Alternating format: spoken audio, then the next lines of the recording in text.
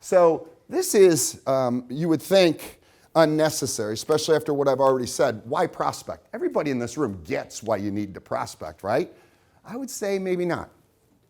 And I want to prove my point by using this little mentality game that you can play with yourself. Once you've had the opportunity to take about 200 or 250 fact finders, this will really come into a sense of tremendous clarity. And that is if you can go back over the course of however long you've been in the business, and you can go back and visualize and feel and picture the top 2 or 3 fact finders you've ever taken in your career. About how well you were introduced, how you were welcomed from the time you picked up the phone and called that individual, how receptive they were during the meeting, how engaging they were in the way that you asked questions, how concrete the case open was, how excited they were to come back and get together with you, how much you enjoyed being with them, and the ease of the business and the sale that happened after that. All of you have had that experience, hopefully at least 1 or 2 times once you've taken a couple hundred fact finders. And what I want you to picture is, what would your career be like if every single one of your fact finders was that way? Imagine that. And it's not unrealistic, okay? Or at least let's say this. If you shoot for the stars and miss, you might land on the moon. What would happen if you do say, okay, that is, and I'm going to work my tail off, and only 50 or 60 or 70% of them are that way? Right now, it's like 2 or 3%.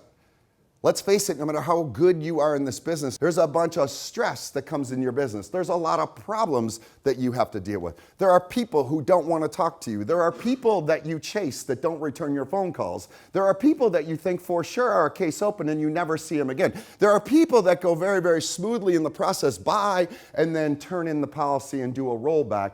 Every single day, at least one person, if not multiple people, disappoint you. So you got that going for you. And the reality is, it doesn't have to be that way.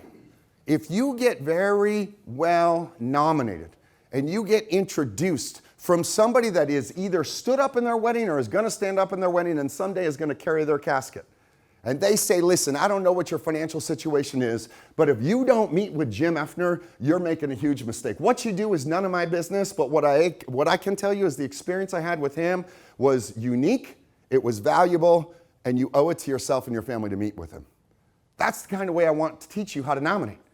And now, when you call that person, they're like, I've been waiting for your phone call. Sometimes they might even call you. And when you come in, they've already borrowed the trust through the person that nominated you, so they already trust you.